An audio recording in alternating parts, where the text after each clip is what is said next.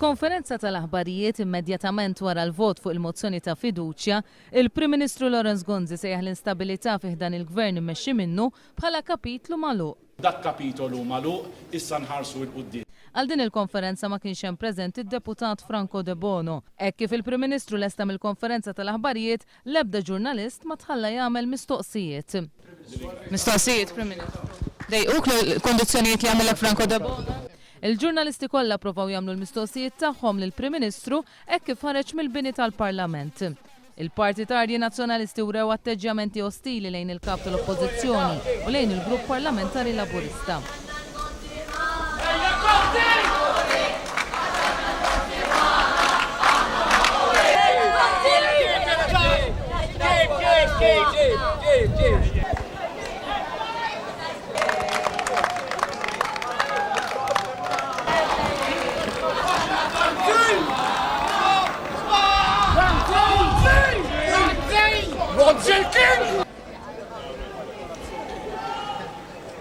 One News prova jistaqsi l-Prim Ministru għaliex mexa b'mod differenti Mostingat u Makar Mifsud Bonnici min ser jieħu responsabilità tal-intern kif ukoll jekk dejqux il-kundizzjonijiet li għamel Franco De Bono waqt id-diskors li għamelu fil-Parlament.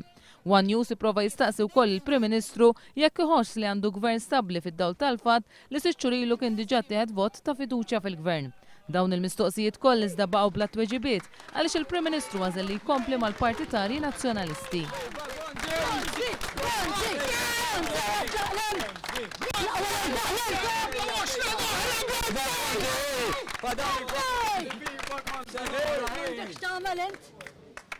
Viva Gonzi!